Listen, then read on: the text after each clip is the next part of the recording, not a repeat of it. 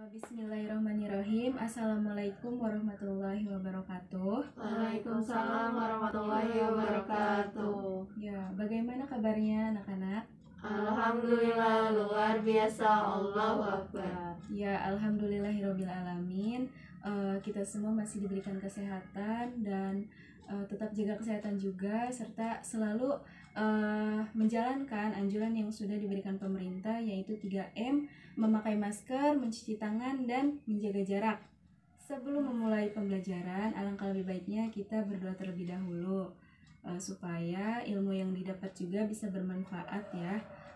Berdoa dimulai. Berdoa selesai. Ya.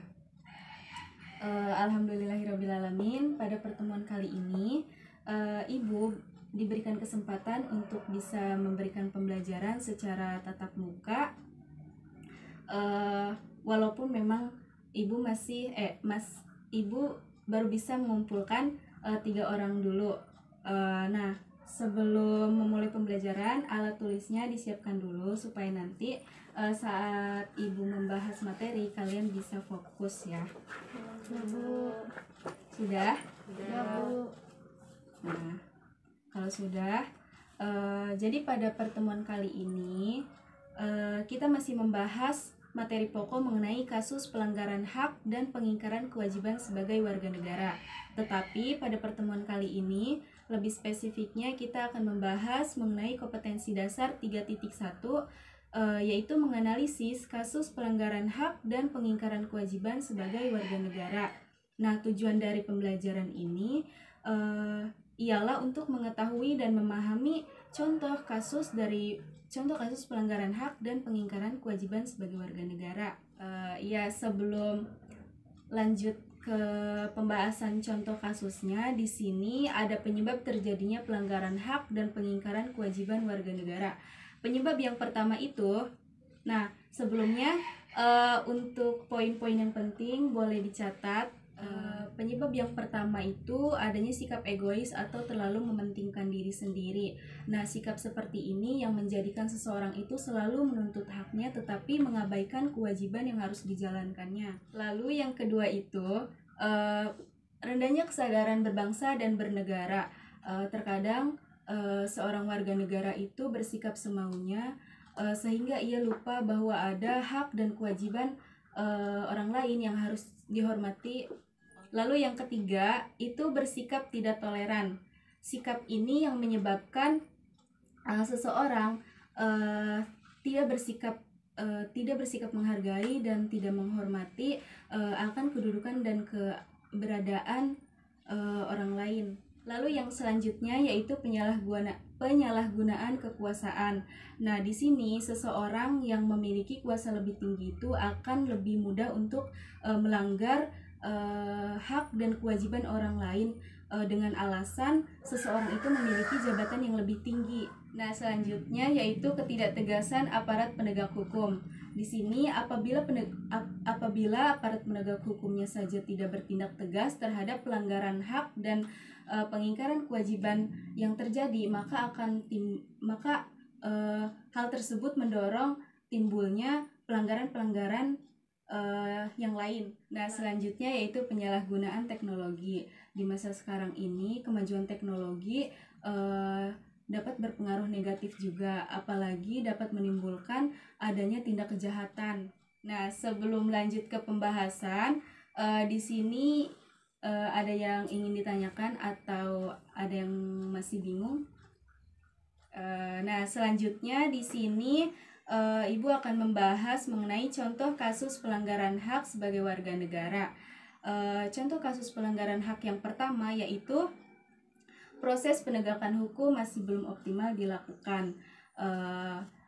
Misalnya masih banyak kasus salah tangkap yang dilakukan oleh aparat kepolisian. Lalu yang kedua ini adanya tingkat kemiskinan dan angka kemiskinan di Indonesia masih cukup tinggi. Padahal seharusnya warga negara itu berhak untuk mendapatkan penghidupan yang layak. Dan sudah dijelaskan juga di dalam pasal 27 ayat 2 Oh ya, sebelumnya di sini Ibu mau nanya, apakah ada yang tahu isi pasal 27 ayat 2? Bu tahu. Iya, Reni apa?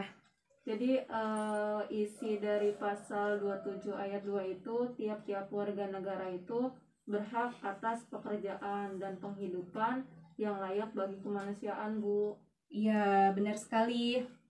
Jadi setiap warga negara itu berhak untuk mendapatkan penghidupan dan pekerjaan yang layak ya.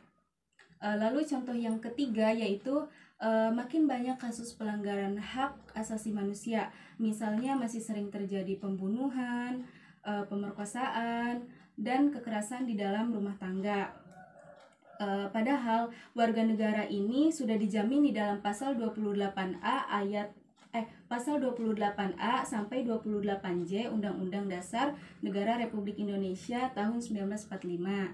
Lalu contoh kasus yang keempat yaitu masih terjadinya tindak kekerasan mengatasnamakan agama. Misalnya masih sering terjadi penyerangan tempat peribadatan. Padahal di dalam pasal 29 ayat 2 itu sudah dijelaskan bahwasannya Ibu mau tanya terlebih dahulu. Di sini ada yang tahu tidak isi pasal 29 ayat 2? Izin Bu, mau Iya. coba ya. Irma apa? Setahu Irma itu isi pasal dari pasal 29 ayat 2 itu, negara menjamin kemerdekaan tiap-tiap penduduk untuk memeluk agamanya masing-masing dan untuk beribadat menurut agama dan kepercayaannya. Nah, benar sekali. Apa yang disebutkan oleh Irma. Ya. Selanjutnya, contoh kasus yang kelima yaitu angka putus sekolah cukup tinggi. Padahal kita sebagai warga negara itu sudah seharusnya mendapatkan pendidikan yang layak. Sudah dijelaskan juga di dalam pasal 31 ayat 1 bahwasanya setiap warga negara berhak mendapatkan pendidikan. Nah, contoh kasus pelanggaran hak yang terakhir yaitu pelanggaran hak cipta. Misalnya adanya pembajakan DVD, VCD, ataupun adanya plagiat. Nah, di sini ada beberapa gambar mengenai contoh kasus pelanggaran hak sebagai warga negara ya. Bisa dilihat. Sudah? Ya, Bu. Oke, Ibu lanjut ya. Jadi selanjutnya yaitu mengenai contoh kasus pengingkaran kewajiban warga negara. Contoh kasus pengingkaran kewajiban yang pertama yaitu membuang sampah sembarangan. Hal ini yang sering kita lihat atau bahkan secara tidak sadar kita pernah melakukannya. Mungkin di sini ada yang pernah membuang sampah sembarangan. Ada Bu. Mungkin sering. Alhamdulillah kalian sadar ya. Contoh kasus pengingkaran kewajiban yang selanjutnya yaitu melanggar aturan berlalu lintas. Misalnya tidak memakai helm saat berkendara ataupun tidak memiliki surat izin mengendarai saat mengendarai motor ataupun mobil. Lalu contoh kasus yang ketiga yaitu merusak fasilitas negara. Misalnya contoh kasusnya yaitu mencoret-coret fasilitas umum. Lalu contoh kasus pengingkaran yang selanjutnya yaitu tidak membayar pajak pada negara. Padahal kita sebagai warga negara itu sudah seharusnya membayar pajak pada negara, karena pajak ini merupakan salah satu kas yang harus dibayar oleh warga negara. Lalu yang terakhir, contoh kasus yang terakhir yaitu tidak berpartisipasi dalam usaha pertahanan dan ketahanan negara. Contohnya itu tidak mengikuti kegiatan siskamling di tempat tinggal. Nah, di sini ada beberapa gambar mengenai contoh kasus pengingkaran kewajiban sebagai warga negara. Bisa dilihat. Mungkin pembahasan yang dapat Ibu sampaikan pada pertemuan kali ini cukup di sini. Mungkin ada yang ingin bertanya ataupun masih bingung? Cukup, Bu. Oh, cukup. Baik, di sini ada yang bisa menyimpulkan dari materi yang sudah Ibu sampaikan tadi mengenai contoh kasus pelanggaran hak dan pengingkaran sebagai warga negara. Oke, Bu, saya. Iya, Afini Jadi apa? kesimpulannya itu, kita sebagai warga negara harus memenuhi hak dan menjalankan kewajiban sesuai dengan aturan yang ada serta saling menghormati hak dan kewajiban orang lain, Bu. Iya, benar sekali. Jadi kita sebagai warga negara itu tidak hanya menuntut hak dan menjalankan kewajiban saja, tetapi harus menghargai atau menghormati hak dan kewajiban orang lain juga. Di sini sebelum Ibu tutup, Ibu akan memberikan tugas mandiri mengenai materi yang sudah Ibu sampaikan. Di sini ada 2 soal, bisa dibaca dulu ya, atau mungkin dicatat dulu. Sambil dicatat aja, Bu. Iya, sambil dijelasin ya. Tugasnya ada 2. Tugas yang pertama, kalian mencatat jawaban dari kedua soal ini. Lalu tugas yang kedua, kalian membuat video kreativitas mengenai jawaban yang sudah kalian jawab ini dengan berdurasi minimal 1 menit.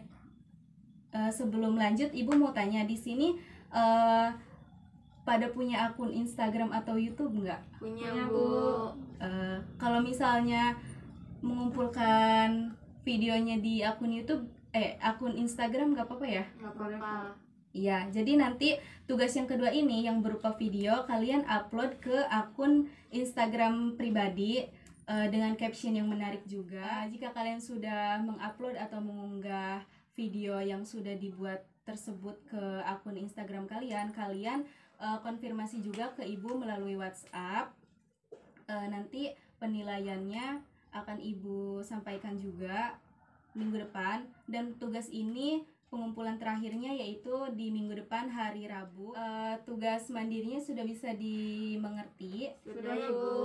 Yaudah, tugasnya Ibu tunggu sampai minggu depan. Tetap semangat dan tetap jaga kesehatan.